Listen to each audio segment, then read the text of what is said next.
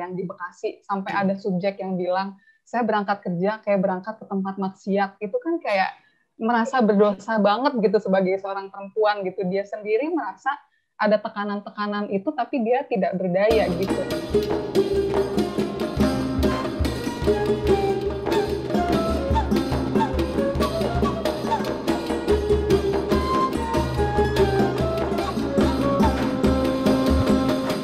Assalamualaikum warahmatullahi wabarakatuh.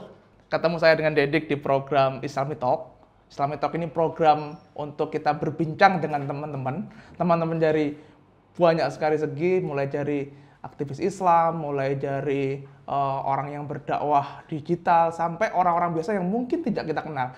Dan kali ini gitu ya, Islami Talk kedatangan dua kawan baik gitu ya, kawan-kawan kami dari organisasi yang bekerja sangat panjang, bekerja dengan riset-riset kemanusiaan gitu ya, bekerja dalam senyap dan tanda kutip untuk memberdayakan perempuan gitu ya. Dan mungkin tidak banyak orang yang tahu gitu bahwa oh ternyata organisasi ini impactful loh terhadap kehidupan kita sehari-hari gitu ya. Nah, sudah datang bersama kami ada Mbak Dila dan Kang Hilmi dari Rumah Kitab. Selamat siang Mbak Dila dan Kang Hilmi. Bagaimana kabarnya? Siang Mas Dedik, baik-baik, alhamdulillah. Alhamdulillah. Selamat siang Mas Dedi. Baik, alhamdulillah. Wah, saya ini kalau ketemu Kang Hilmi deg-degan ini. Saya kan santri kalem digital gitu loh. Jadi kalau lihat wah ini sosok yang biasanya ngomongin Averroes ini di digital, ngomongin tentang Ibnu dalam sejarah Islam ini. Alhamdulillah saya senang gitu.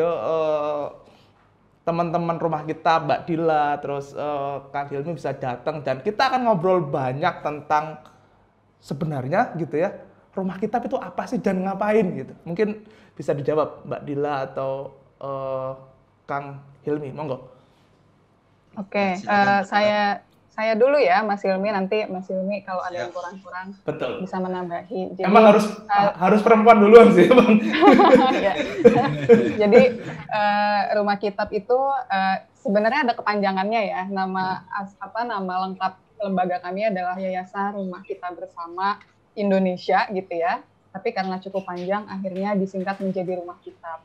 Dan ini juga memang sejalan dengan niche atau apa yang menjadi fokus lembaga kami gitu, bahwa kami memang berangkat dari kajian-kajian teks keagamaan gitu ya, terutama teks keagamaan Islam, baik itu Al-Quran, hadis maupun kitab-kitab lainnya gitu. Makanya rumah kami beri nama sebagai singkatan gitu ya dari Rumah Kitab Bersama itu adalah Rumah Kitab. Nah, lembaga kami sendiri ini adalah lembaga riset untuk advokasi. Jadi riset juga itu ada dua. Yang pertama adalah riset teks yang tadi saya sebut terkait teks-teks keagamaan Islam. Yang kedua adalah kami juga riset sosial di lapangan gitu ya, untuk menggali realitas seperti apa. Jadi kami membandingkan antara teks dan realita yang ditemui di lapangan.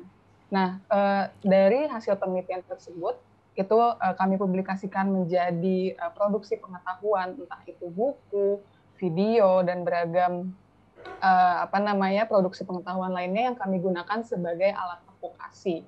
Jadi riset tidak hanya sebatas disebut sebagai for the sake of the research itself, tetapi bagaimana riset ini bisa kita gunakan sebagai alat untuk perubahan kebijakan, perubahan sikap dan perilaku terhadap suatu isu gitu ya, misalnya isu-isu perkawinan anak atau isu-isu lain yang terkait kekerasan terhadap perempuan dan anak. Nah, untuk Rumah Kitab sendiri kita banyak berfokus dalam isu-isu hak asasi manusia, juga gender dan Islam, tetapi pada dasarnya dan pada intinya kami ingin memberdayakan gitu ya, dan bekerja untuk memperjuangkan hak-hak kelompok yang mereka yang berada dalam kelompok minoritas maupun yang termarginalkan. Jadi entah itu anak perempuan, penyandang disabilitas maupun kelompok minoritas lainnya, itu kami coba perjuangkan haknya melalui kerja-kerja Rumah Kitab. Jadi itu yang bisa saya sampaikan, Mas Dedik. Mungkin Mas Hilmi bisa menambahkan. Silakan Kang Hilmi. Ya, terima kasih Mas Dedik, Mbak Dila. Kalau dilihat dari sejarahnya, Rumah Kitab berdiri 2008. Namun sebagai sebuah badan hukum, Rumah Kitab itu baru terbentuk 2010. Jadi 2008, jadi ada jeda waktu 2 tahun. Nah, jadi awalnya diinisiasi oleh teman-teman pesantren, alumni pesantren. Itu Oke. ada Gus Jamaluddin Muhammad, ada Mukti Ali, ada Roland Gunawan. Lalu rasanya sebagai kelompok pesantren ini sangat membutuhkan sosok-sosok yang pakar dalam bidang antropologi. Makanya masuk kemudian kami Rumah Kitab, Gus Jamal dan Mas Mukti berkomunikasi dengan Ibu Lis yang memang pakarnya gender. Lis Markus Natsir ya? Ya, Ibu Lis Markus, Ya. dan saat itu Ibu Lis menjadi pimpinan Rumah Kitab dan memandu semua berbagai kegiatan yang ada di Rumah Kitab, di antaranya penelitian lapangan yang berbasis gender, lalu kemudian rekonstruksi hukum Islam tentunya, karena memang banyak sekali banyak problem di masyarakat yang memang bermula dari pembacaan terhadap teks atau pandangan-pandangan hukum Islam yang masih sangat kurang relevan, artinya produk hukumnya bukan, jadi kurang relevan dengan kebutuhan masyarakat. Jadi sehingga Rumah Kitab memenuhi kebutuhan itu. Jadi ada ahli antropolognya, ada ahli sosialnya, ada ahli agamanya. Jadi kita berpadu bersama. Nah, di sini ada Mbak Dila dan kawan-kawan yang lain yang luar biasa dalam bidang program gitu kira-kira. Nah, jadi kalau penjelasan tadi kan ini kan ada sekelompok ilmuwan gitu ya. Saya sering menyebut itu mufasir atau dia tuh ilmuwan memang karena dia menggunakan metodologi sains gitu ya. Yang metodologi sains gitu.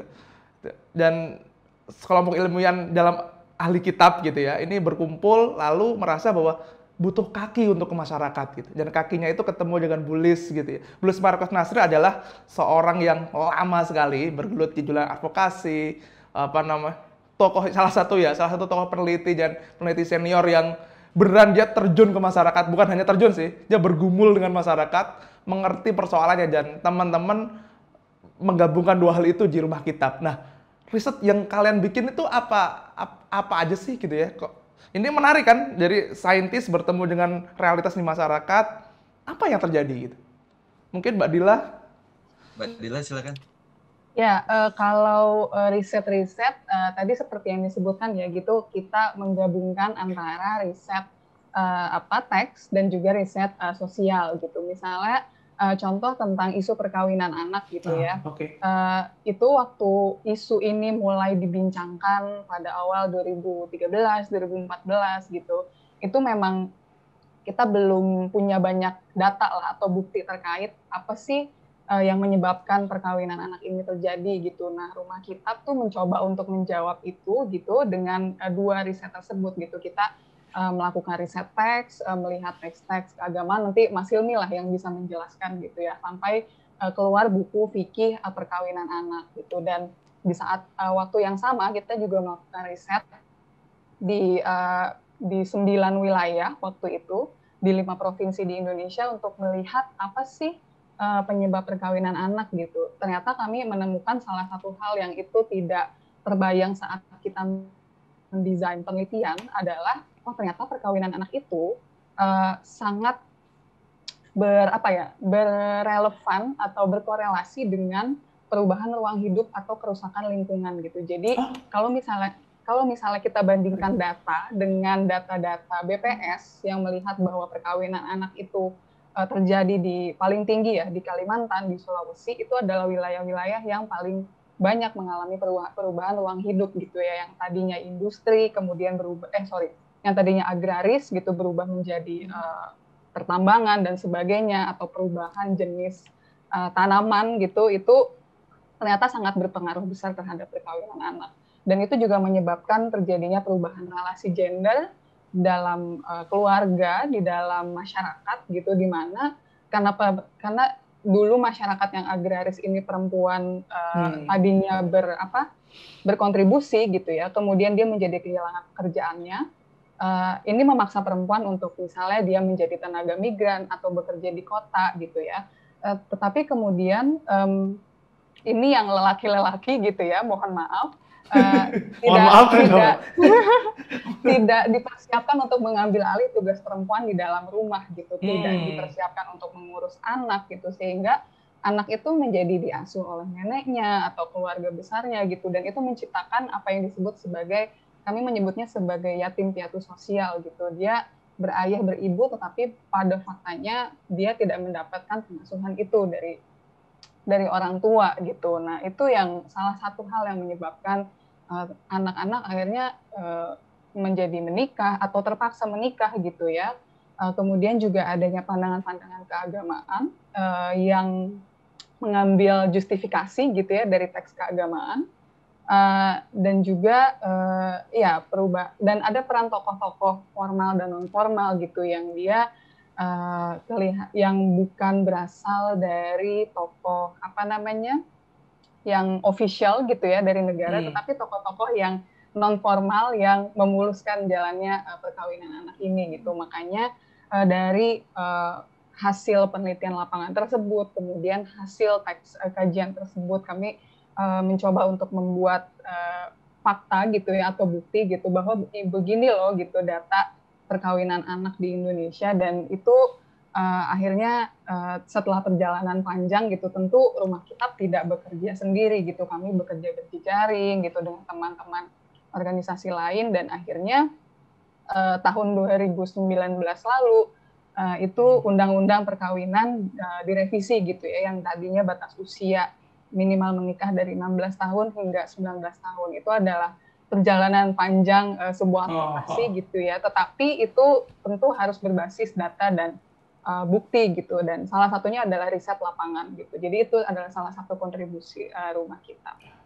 Ya, saya membayangkan sih kalau perkawinan anak ini terus-menerus gitu ya, ya generasinya akan tidak melahirkan generasi yang akan sangat kuat, karena ya menikah terpaksa, menikah karena ekonomi, apalagi tadi disebutkan ada tokoh-tokoh yang mungkin membuat justifikasi bahwa nikah anak itu, oh oke nih kamu kan udah cukup umur ya, padahal nah itu mungkin Kang Hilmi bisa menjelaskan. Saya kira perdebatan ini menarik gitu soal nikah anak gitu. Silakan Kang Hilmi. Ya, terima kasih Kang Deddy. Terus terang memang referensi terkait fikih perkawinan anak sebelum eranya Rumah Kitab itu masih banyak mengatakan atau berpandangan bahwa perkawinan anak itu boleh. Lalu jadi tahun 2015 Rumah Kitab berupaya untuk merekonstruksi pandangan itu, dan dalam diskusi yang panjang di internal kami melibatkan ada Kiai Mukti, Kiai Roland gitu yang ikut berkontribusi di dalamnya. Nah itu lahirlah buku Perkawinan Anak. Nah buku itu alhamdulillah sudah disosialisasikan di banyak tokoh agama, baik di wilayah kerja Rumah Kitab, di level grassroots maupun di level nasional. Di level grassroots itu diantaranya ada di Jakarta Utara, di Cianjur, di Cirebon, di lalu di Jawa Timur, lalu ada di Jawa Tengah. Di Jawa Tengah itu seperti misalnya Kabupaten Rembang, lalu ada Rembang juga, lalu ada Sulawesi. Nah jadi itu setelah itu semua selesai, kita mulai mendekati para pimpinan ormas besar di Indonesia seperti Ketua Umum PBNU, lalu ada pimpinan Muhammadiyah dan Ketua Komisi Fatwa MUI untuk mencari untuk menjelaskan berbagai macam hasil penelitian atau hasil kajian kami, dan kemudian mereka alhamdulillah beliau-beliau para tokoh, para guru kami ikut bersuara yang sama. Misalnya Ketua Umum PBNU, pimpinan PP Muhammadiyah juga mendukung kerja-kerja kami bahwa memang perkawinan anak suatu praktik yang memang harus dihentikan, karena memang ternyata ada banyak madharatnya berdasarkan berbagai macam hasil penelitian dari lembaga-lembaga baik Rumah Kitab dan lembaga lainnya. Nah, lalu Ketua Komisi Fatwa MUI juga sama suaranya setelah kami jelaskan, kami paparkan hasil penelitian di ruang kerja beliau, lalu kita banyak bermusyawarah, berdiskusi, lalu beliau juga akhirnya satu pandangan bahwa itu memang kalau ya. terdapat memang bermasalah, artinya ada pandangan keagamaan yang memang perlu rekonstruksi dan mereka mendukung upaya rekonstruksi hukum karena kan memang setiap zaman selalu ada perubahan hukum berdasarkan kebutuhan atas realitas gitu kira-kira. Oke, menarik ya. Baru di Indonesia, jadi memang mungkin baru pertama kali di dunia itu ada fikih perkawinan anak. Jadi memang kalau di kitab-kitab lain kan belum ada ya. Jadi baru ada pandangan-pandangan ulama besar. Jadi hanya tercecer belum satu buku. Oke. Jadi teman-teman teman-teman rumah kitab, teman-teman rumah kitab mengumpulkan ini data. Ini yang ilmu yang bercecer di seluruh dunia tidak dikumpulin dan justru karena bercecer itu kadang disalahgunakan untuk justifikasi bahwa harus perkawinan anak dan ini menjadi saya kira ini sumbangan yang sangat besar gitu ya. Saya berterima kasih kepada teman-teman rumah kitab telah membuat ini dan sekarang saya juga baru dengar ambang batasnya juga sudah mulai berapa sekarang? 18 ya kalau nggak salah ya. 19 gitu ya. 19 sudah sebelumnya di kampungku di daerah Jawa Timur juga banyak banget dulu kan masih umur lulus SMP bahkan temanku SD gitu ya saya masih ingat gitu ya temanku SD dulu dia ranking 1 terus gitu ya. Saya berpikir juga dia nanti kayaknya dia pinter deh bisa lah dia sampai jadi S1, S2, S3 ya ternyata dia setelah SD menikah saya agak bisa ya kok boleh ya gitu-gitu itu ternyata realitas yang sangat dasar dan setelah ada ini mulai berubah dan itu saya kira salah satu kado terindah yang dimiliki oleh bangsa ini dan dilakukan oleh teman-teman di rumah kita. Nah, saya tertarik juga riset terakhir teman-teman saya kira. Saya sempat mengikuti beberapa kali teman-teman rumah kita bikin riset tentang perempuan. Nah, mungkin bisa dijelasin tuh. Menarik gitu kayaknya. Mungkin Mbak Dila atau Kang Mbak Dila kali ya? Silakan Dila. Boleh. Saya menjelaskan karena saya yang memegang programnya atau risetnya secara utuh gitu, tapi Mas Hilmi adalah orang yang mendampingi teman-teman peneliti di lapangan gitu. Jadi ini riset tentang fundamentalisme dan kekerasan berbasis gender. Kami menyelenggarakannya di 5 kota waktu itu, Jakarta, Depok, Bekasi, Bandung, dan Solo. Itu kami kenapa melakukan penelitian ini gitu sebenarnya karena pada awal kami merancang penelitian ini kami seperti di challenge gitu karena selama ini gitu penelitian terkait misalnya kita berbicara tentang violent extremism gitu ya kekerasan ekstrim itu selalu berorientasi kepada keamanan negara gitu atau state security yang ada bom, kemudian ideologi Pancasila akan tumbang digantikan khilafah dan sebagainya gitu. Nah, kami ingin melihat bahwa sebelum adanya ancaman-ancaman tersebut kepada negara, masa sih itu langsung terjadi seperti itu gitu? Itu kan pasti ada tahapan-tahapan atau ada proses ideologisasi atau hegemoni gitu ya yang terinternalisasi mungkin sangat lama. Nah, kami rumah kita berusaha untuk melihat hal tersebut gitu. Nah, makanya saat kami mendesain penelitian ini kami tidak ingin terjebak dalam state security tersebut, tetapi apa sih ancaman fundamentalisme agama kepada perempuan sehari-hari gitu. Jadi kami memang melihat ancaman ini khusus kepada perempuan gitu. Nah, dari hal-hal ini kami menemukan ada 3 kata kunci utama gitu ya. Bahwa fitnah, fitrah, dan gender transendental gitu. Jadi dari 5 wilayah ini kami melihat salah satu hal yang sering gitu ya disampaikan oleh penceramah maupun subjek perempuan gitu ya yang kami datangi, kami ajak ngobrol itu karena mereka merasa perempuan itu adalah fitnah gitu. Jadi ya perempuan itu harus tinggal di rumah, fitrahnya harus tinggal di rumah, fitrahnya tidak harus bekerja, harus nurut sama suami atau sama bapak dan sebagainya. Nah, ininya menariknya juga mereka itu mengamini hal-hal tersebut gitu. Jadi kadang mereka tuh merasa tertekan gitu bahwa saya nggak boleh kerja ya gitu. Bahkan Mas Derik juga mungkin waktu itu dengar yang di Bekasi sampai ada subjek yang bilang saya berangkat kerja kayak berangkat ke tempat maksiat. Itu kan kayak merasa berdosa banget gitu sebagai seorang perempuan gitu. Dia sendiri merasa ada tekanan-tekanan itu tapi dia tidak berdaya gitu. Itu yang kami sebut sebagai gender transcendental gitu. Dia merasa bahwa oh ya nggak apa-apa deh saya di dunia ini seperti ini, toh nanti kesetaraan itu akan tercapai nanti saat di surga gitu. Atau Buset. misalnya saat nanti saya akan mendapatkan pahala atas ketaatan saya di dunia ini. Hal-hal yang seperti itu gitu yang tidak akan tercapai di dunia ini, tapi nanti dia akan mencapainya di akhirat kelak gitu ya, kurang lebih seperti itu. Jadi kami ingin menunjukkan gitu ya bahwa memang ancaman-ancaman ini tuh nggak terlihat gitu atau dianggap normal, tetapi itu sebenarnya kayak membungkam perempuan, mengancam perempuan sehari-hari, dia merasa ketakutan, tidak hilangnya otonomi dan kemerdekaan perempuan sebagai manusia itu benar-benar terlihat gitu dalam penelitian kami. Mungkin Mas Hilmi bisa mengelaborasi dengan temuan-temuan di lapangan kali ya, Mas. Silakan. Silakan, Mas. Iya, terima kasih Mbak Dila dan Kang Dedik.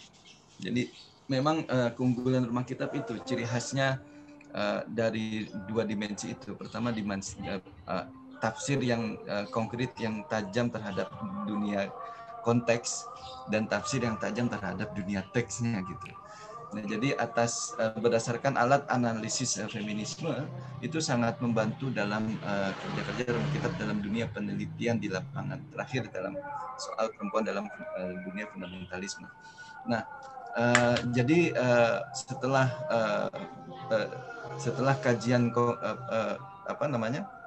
penuh terhadap penelitian, setelah kerja-kerja penelitian yang serius, yang lama, yang mampu mengidentifikasi problem dan apa yang kira-kira perlu diperbaiki, Rumah Kitab mulai bergerak dalam tim kajian keagamaannya.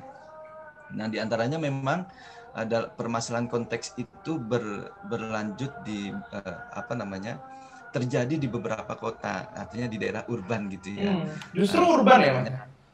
Ya, adanya menguatnya salafisme di Jakarta, turut banyak sambutan dari banyak warga kota. Jadi di Jakarta misalnya itu kan ada banyak terjadi dakwah baik online maupun offline, terutama sebelum pandemi. Jadi kajian-kajian keagamaan yang kira-kira menanamkan ideologi pengaruh, lalu menyetir pandangan keagamaan yang fundamentalis, justru menghadirkan ruang yang begitu sempit buat perempuan. Yang tadinya perempuan bekerja lalu tiba-tiba berhenti bekerja karena takut dosa gitu ya. Lalu jadi perempuan tuh selalu merasa berdosa gitu kalau dia kerja, karena menurut mereka kaum salafi ya itu perempuan itu tugas pokoknya itu ada di rumah. Jadi misalnya menjadi istri yang baik, yang memberikan, yang hanya bertugas mengurus rumah tangga, memberikan pelayanan terhadap suami gitu. Kira-kira hanya sebatas itu. Itu menjadi tugas pokoknya. Jadi perasaan, meskipun ada beberapa perempuan yang merasa tidak adil, tapi karena ada doktrin bahwa nanti di surga itu akan mendapatkan jaminan ganti rugi yang luar biasa gitu, ditempatkan di tempat setinggi-tingginya bersama Rasulullah, sehingga nah itu yang banyak kemudian mempengaruhi jamaah. Jadi bagi terutama jamaah kelas menengah ya, artinya meskipun juga sebenarnya jamaah kelas bawah juga sangat terpengaruh, tapi memang karena kebutuhan terhadap ekonomi juga, artinya ya mau tidak mau mereka juga harus bekerja juga. Di antara dampaknya itu adalah praktik perkawinan anak, perkawinan siri, melawan hukum negara itu bukan dengan aksi radikal, bukan ya, tapi dengan bukan aksi radikal terhadap negara, tapi justru perlawanan terhadap negara itu menggunakan justru menghantam kehidupan perempuan. Jadi bagi negara itu nggak jadi soal. Bagi orang melihat itu secara berdasarkan analisis tax security itu nggak jadi soal karena tidak ada ancaman negara. Nah, dalam hal ini ancamannya justru terhadap perempuan. Dan ini kan menjadi masalah yang sangat serius sebenarnya, yang jangka panjang masalahnya gitu. Jadi nggak terlihat saat ini, tapi itu sangat terlihat dalam kehidupan perempuan. Kalau dipakai kacamata feminis mungkin itu sangat terlihat sekali ancaman itu. Iya, iya. Jadi kalau yang saya tangkap itu berarti emang persoalannya itu tidak tunggal ya. Persoalan ini emang yang membuat perempuan merasa bahwa diri dia itu jadi makhluk yang bukanlah hanya nomor 2, nomor kesekian malah kan. Bahwa aku keluar rumah aja nanti urusanku dengan neraka, aku bekerja aja nanti urusanku dengan ini. Nah, itu saya kira jadi riset yang sangat sangat kuat untuk. Nah, saya nggak tahu apakah hal ini tuh efek setelah ini dikeluarin gitu ya, ada nggak misalnya ancaman atau mungkin kamu ini ke kelompokku diginiin gitu, ada nggak sih teman-teman dapat kayak gitu nggak? Ya beberapa sih, jadi kan memang kita kemarin itu setelah riset memang mendiseminasikan gitu ya hasil penelitian ini, tapi memang terbatas gitu. Kami coba ke orang-orang terpilih dulu gitu, kemudian melihat seperti apa sih gitu reaksinya gitu. Tapi bahkan kepada yang udah terbatas pun gitu, itu masih muncul sih. Yang pertama sih karena melihat kami sejak awal selalu menyebutkan gitu bahwa ini tidak dalam rangka melihat keterancaman negara gitu, tapi lebih kepada keterancaman manusia, individu perempuan sehari-hari gitu, dan mungkin juga secara kasat mata tidak terlihat gitu, tapi sebenarnya jiwanya atau pikirannya perempuan itu sedang mengalami kekerasan gitu, tapi itu karena memang tidak terlihat, jadi agak sulit gitu untuk meyakinkan mereka yang sudah yang sudah fix gitu ya, melihat bahwa fundamentalisme, kekerasan ekstrim itu pasti ancamannya itu ya ke negara gitu, bukan ke orang gitu. Yang hal-hal seperti itu sih sering gitu kami temui ya saat kami menjelaskan terkait hasil penelitian ini gitu. Mungkin Mbak Dila bisa cerita tentang riset perempuan ini dan apa temuan menarik dari riset tentang perempuan ini yang di banyak kota tadi gitu. Mungkin Mbak Dila atau Kang Hilmi bisa cerita, silakan. Mungkin saya mengambil yang di Bekasi kali ya, karena Bekasi ini menarik gitu, karena wilayah urban banyak pendatang gitu ya, yang dari desa-desa bekerja di pabrik gitu atau di perusahaan-perusahaan yang ada di Bekasi gitu. Nah, jadi memang karena mereka pendatang, salah satu cara gitu ya mereka punya teman gitu atau punya support system itu dengan ikut pengajian gitu. Nah, kebetulan pengajian yang ada di sekitar tempat kerjanya itu yang memang kelompok fundamentalisme gitu ya, atau yang konservatif ideologis gitu. Nah, jadi pekerja-pekerja perempuan yang kami wawancarai itu sekarang udah nggak bekerja lagi gitu semenjak mereka ikut pengajian.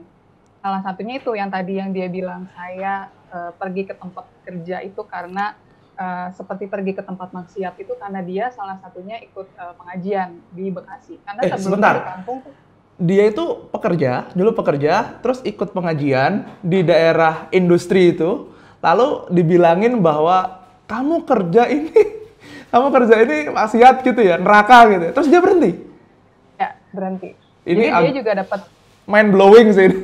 Ya, dapat suaminya di situ gitu, di satu tempat pengajian yang sama, terus ya udah taruh, disuruh suaminya berhenti bekerja gitu. Nah, jadi cerita menariknya tuh dia begini, dia udah kepalang perpanjangan kontrak dengan pabriknya, terus dia kayak bernegosiasi gitulah sama suaminya, ayo dong ini udah kepalang nih, nanti deh kalau udah habis kontrak saya berhenti kerja gitu. Tapi dia tuh diliputi rasa berdosa gitu ya. Dan di tempat kerjanya itu kan ya namanya juga di pabrik gitu ya, seruangan ya ada perempuan, ada laki-laki gitu. Nah, dia nggak bilang sama suaminya, jadi sebelum dia berhenti kerja itu dia nggak bilang bahwa di dalam ruangan itu dia satu ruangan sama laki-laki, karena takut suaminya marah besar gitu ya, karena dia merasa itu dia berdosa gitu, karena sudah ikhtilat dengan laki-laki yang bukan suaminya gitu. Ya gitu. Nah, jadi dia bilang, pokoknya tiap kali berangkat kerja tuh saya menyesal banget, kayak ngerasa berdosa gitu. Dan dia juga diam-diam gitu sama suaminya. Dia selama waktu masih bekerja itu ngikutin seragam ininya lah, pabriknya gitu. Tapi kalau misalnya udah di luar itu dia langsung menutup tubuhnya gitu ya, dengan jilbab dan gamis panjang dan cadar gitu. Nah, dia jadi sekarang udah berhenti total bekerja gitu ya. Jadi menuruti keinginan suaminya juga. Tapi yang menarik, di Bekasi juga. Jadi begini Mas, kajian-kajian yang mereka ikut itu jadi delegitimasi tradisi-tradisi yang dari dulu tuh itu mereka lakukan gitu ya, kayak di kampung gitu mereka bantu tetangga yang tahlilan kalau misalnya ada tetangga yang meninggal gitu, atau dia ikut ziarah kubur dan sebagainya. Itu disebut pas dia ikut pengajian itu disebut sebagai bid'ah gitu. Jadi itu memutus tradisinya dengan kampung gitu. Jadi dengan keluarganya, dengan orang tuanya pun itu kadang terjadi gesekan gitu, karena dia mengadopsi nilai-nilai dan ajaran-ajaran baru itu gitu. Tapi menariknya di Bekasi juga, karena mereka adalah kelas menengah ke bawah gitu ya, yang sebenarnya mereka butuh uang gitu untuk hidup gitu. Jadi ada satu subjek yang dia melawan itu gitu, karena ya ini nggak sejalan dengan kebutuhan saya gitu. Saya butuh uang saya butuh kerja untuk dapat uang gitu. Jadi awalnya dia ikut kajian-kajian tersebut, kemudian dia didoktrin bahwa perempuan itu sumber fitnah dan sebagainya. Akhirnya kayak udah deh, saya capek ikutan pengajian gitu, karena waktunya ingin dipakai untuk istirahat gitu. Jadi akhirnya dia keluar dari kelompok tersebut gitu, dan meskipun dia akhirnya dijauhi gitu sama teman-temannya, kenapa sih nggak mau ikut kajian lagi gitu. Tapi kayak udahlah, biarin saya bergaul sama yang lain aja gitu. Tapi ada resiliensi seperti itu gitu. Jadi dia membenturkan ajaran tersebut dengan realita gitu. Itu yang ditemui di Bekasi dan menarik banget sih itu. Nah, itu gitu Mas. Kang Hilmi, saya jadi penasaran Kang Hilmi ini narasi macam apa yang membuat misalnya suami sampai ya udah lu nggak usah kerja aja dah. Misalnya kayak saya bayanginnya begitu ya, lu nggak usah kerja aja dah. Ini anggaplah daripada lu dapat neraka di dunia, dapat neraka kita nggak kaya gampangan gitu. Sana juga dapat neraka, mending kita milih ya. Saya bayangin gitu-gitu. Nah, narasi seperti apa yang kok bisa segitunya gitu loh? Kang Hilmi, silakan. Ya memang ada problem ini ya, pengalaman terkait bagaimana mempraktikkan ajaran keagamaan itu ya. Soal soal takdir, soal fitnah, soal itu kemudian pandangan keagamaan itu diyakini sebagai sesuatu yang, jadi agama itu dipahami mengaturnya itu mengatur yang tapi membedakan gitu, mengatur tapi yang membedakan. Jadi misalnya laki-laki dibedakan lebih baik. Jadi ini bukan agamanya ya, tapi bagaimana orang memandang agama itu ya. Soal fitnah, fitrah akhirnya dipahami sebagai atau dijadikan doktrin itu untuk mengekang tubuh dan ketubuhan perempuan. Jadi sehingga fitrah misalnya perempuan itu dinarasikan ya dalam pandangan agama, pandangan keagamaan, bukan agama itu sendiri ya. Jadi bahwa perempuan itu ya tugasnya fitrahnya itu dilahirkan untuk membantu suami di rumah kalau dia sudah menikah. Kalau dia belum menikah ya dia harus patuh terhadap ayahnya, ya kapan dia mau dikawinkan dia harus siap. Contoh di Jakarta. Jadi ada dalam temuan kami, jadi ada anak yang 16 tahun yang memang menurut orang tuanya itu harus dikawinkan. 16 tahun? Jadi ya 16 tahun. Itu SMP kali ya? SMA awal ya? Iya. Dia nggak sekolah formal bahkan. Ya. Oh bahkan nggak sekolah formal? Nggak sekolah formal. Usia itu. Jadi bahkan sejak jauh sebelum dia umur 16, dia tidak lagi sekolah formal sejak lulus SD. Jadi setelah orang tuanya mengalami proses hijrah, jadi hijrah dari keterbukaan menuju kegelapan gitu. Jadi kalau menurut mereka ya hijrah ke jalan menuju surga. Jadi only one way gitu ya, surga hijrahnya itu only one way. Surga itu, betul. Surga itu hanya bisa dicapai dengan satu jalan, yaitu mengimani fitrah perempuan itu ya di rumah. Perempuan itu kerjaannya di dapur, sumur gitu ya, dan kasur gitu. Jadi tidak perlulah perempuan itu sekolah tinggi-tinggi. Nah, kalau sudah waktunya 16 tahun, perempuan itu harus sudah berkeluarga.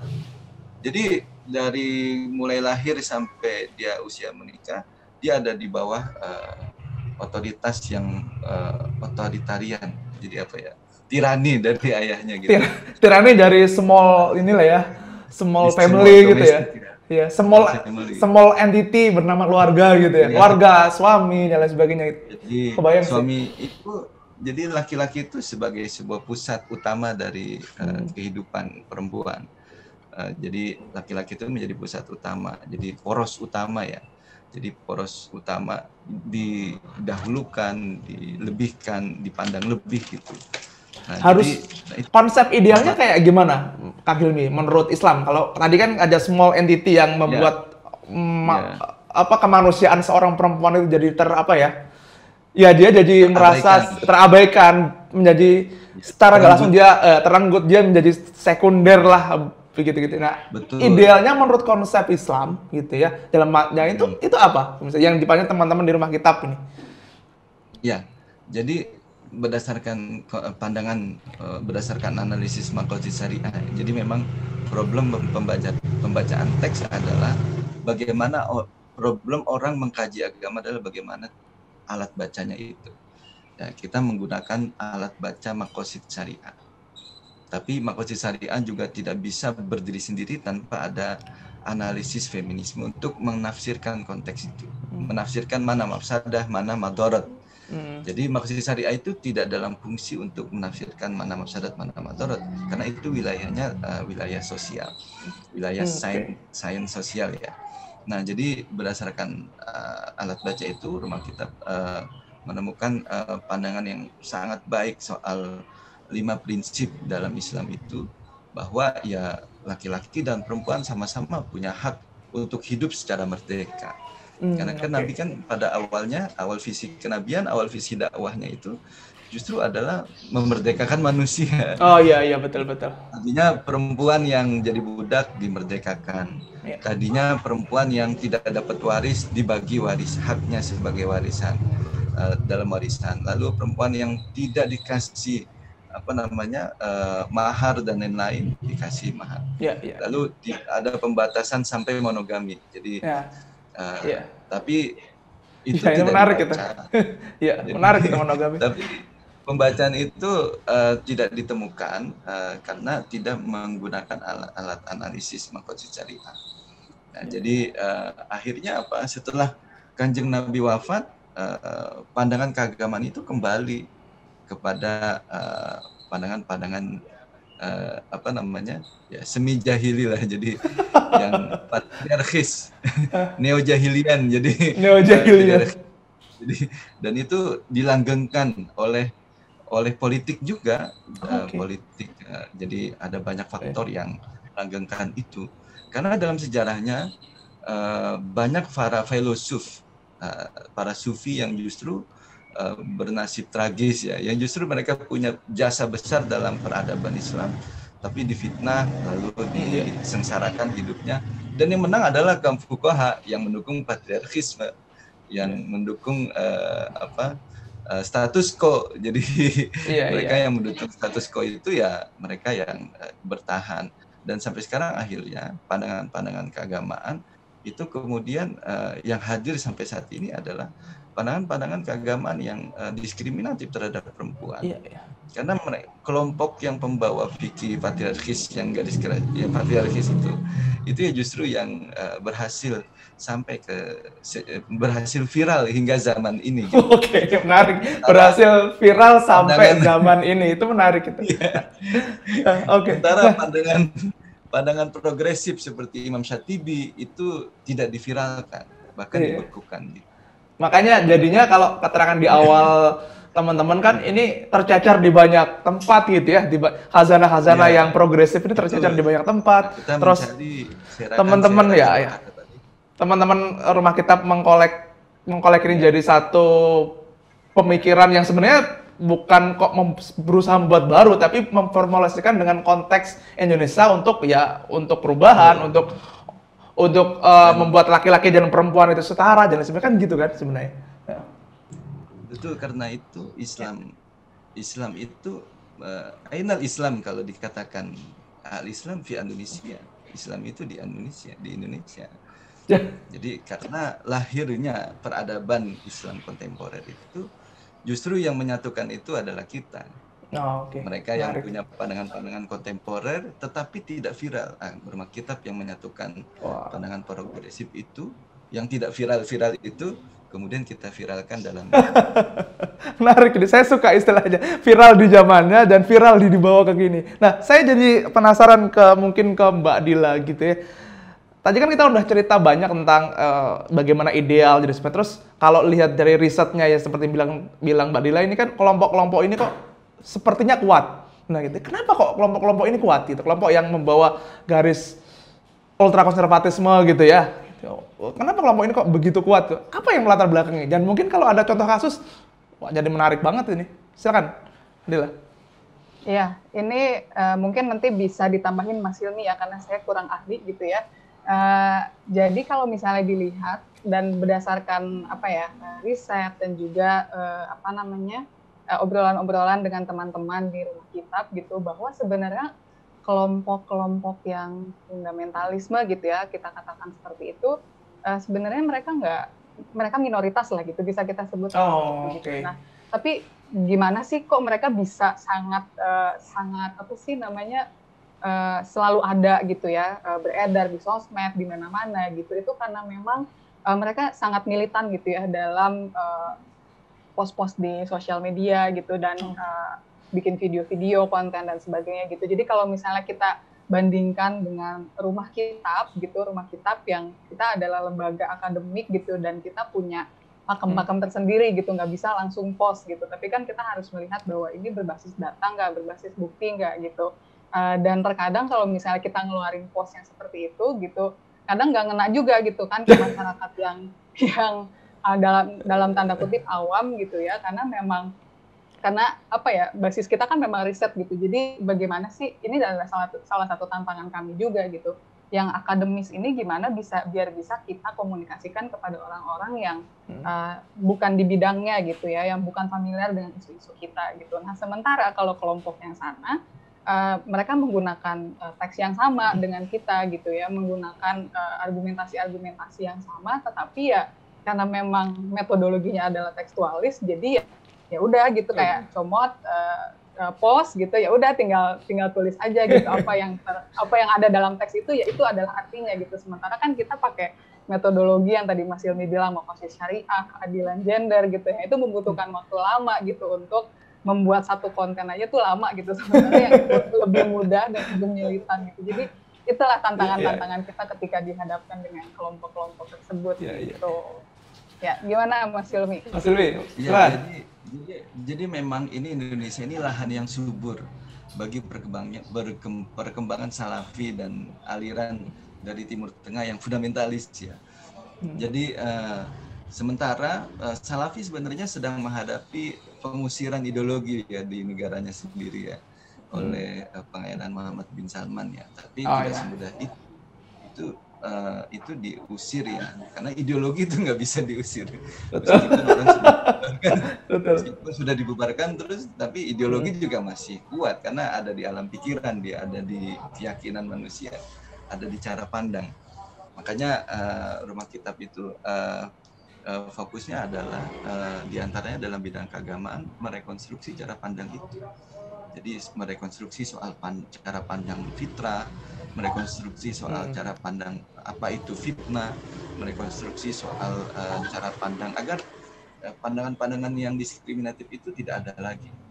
Nah, itu rumah kitab sedang memfinalisasi buku fikih perempuan bekerja ya, agar itu bisa menjadi solusi dalam mengatasi ketidakadaan referensi yang utuh terkait fikih perempuan bekerja.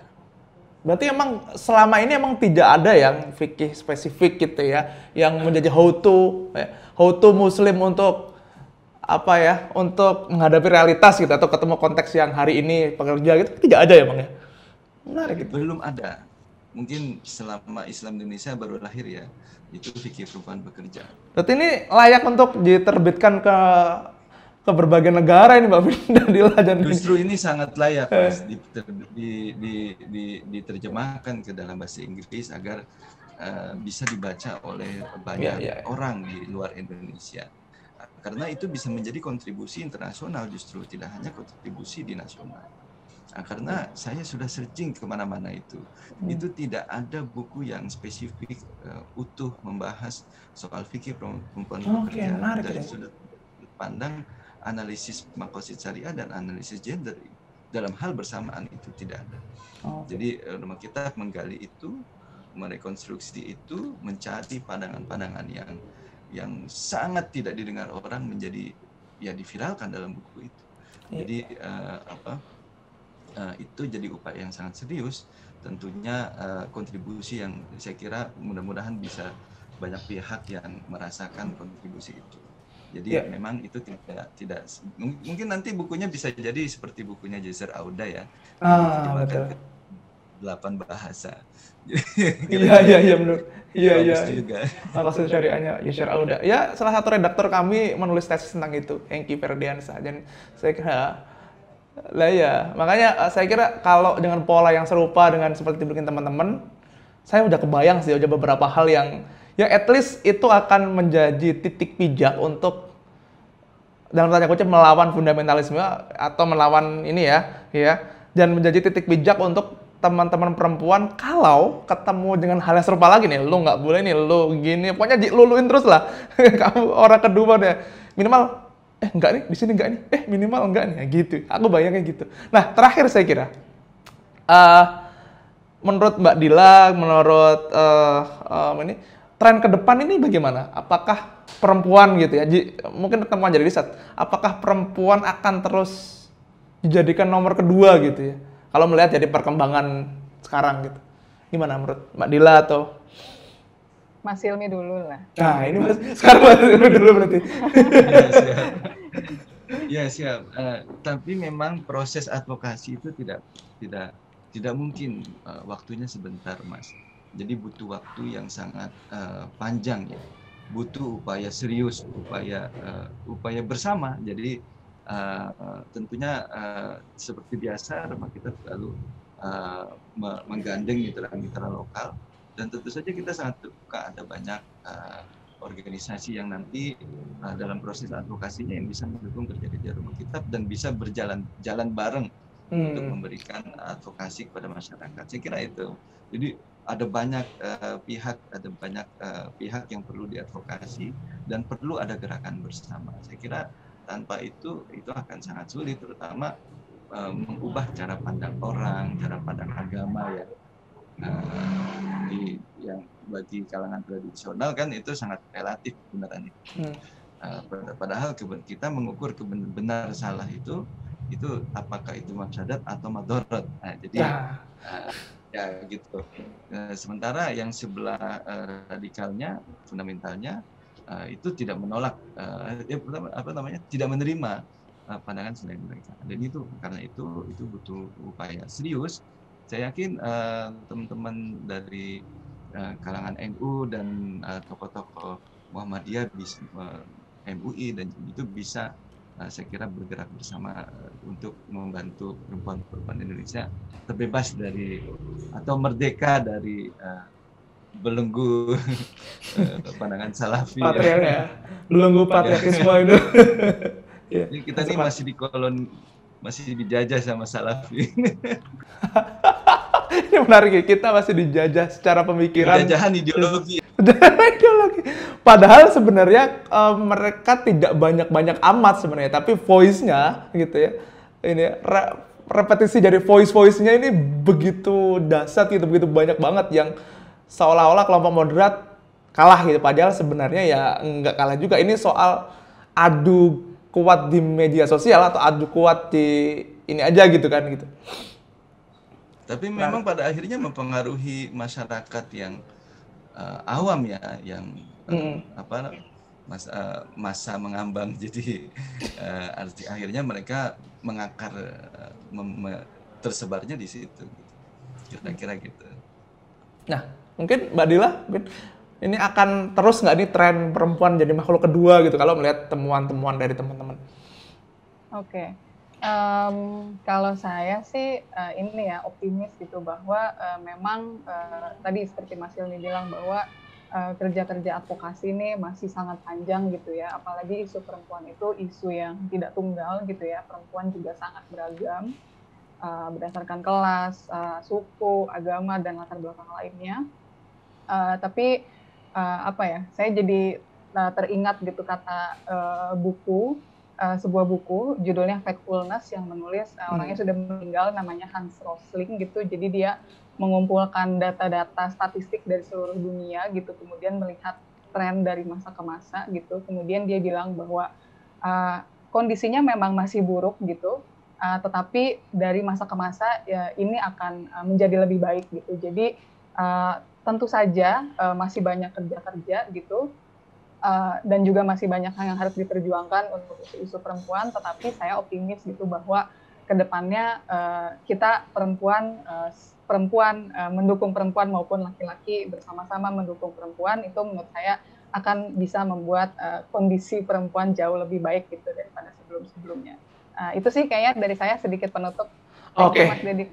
Terima kasih Mbak Dila, Kang Hilmi, obrolannya menarik banget dan saya juga optimis gitu ya, lihat kerja-kerja senyap dari teman-teman rumah kita, riset-riset penting yang dilakukan oleh teman-teman rumah kita, sebuah kerja-kerja yang mungkin tidak akan ketahuan 1-2 hari efeknya, tapi ini jangka panjang untuk anak-anak cucu kita. Saya sangat optimis perempuan tidak lagi dijadikan kedua, perempuan laki-laki bisa setara secara konsep, secara kehidupan, secara apapun gitu ya. Karena ya saya masih percaya bahwa di Indonesia itu membuat sesuatu itu harus menggunakan dalam tanda kutip agama gitu ya. Karena kalau lihat dari riset dari teman-teman, lihat dari berbagai ini, ya agama jadi elemen yang tidak bisa lepas, dan Rumah Kitab saya kira salah satu yang memberi gagasan itu untuk kita menjadi baldatun thayyibatun wa rabbun ghafur, kira-kira gitulah. Terima kasih Mas Hilmi, terima kasih Mbak Dila, dan sampai jumpa di program Islamic Talk selanjutnya, dan kita akan ketemu lagi dengan teman-teman peneliti, lembaga-lembaga, organisasi maupun komunitas yang bekerja dalam senyap yang mungkin tidak kita lihat tapi efeknya sangat powerful bagi kehidupan kita sehari-hari. Terima kasih, sampai ketemu di Islamic Talk selanjutnya. Wassalamualaikum warahmatullahi wabarakatuh.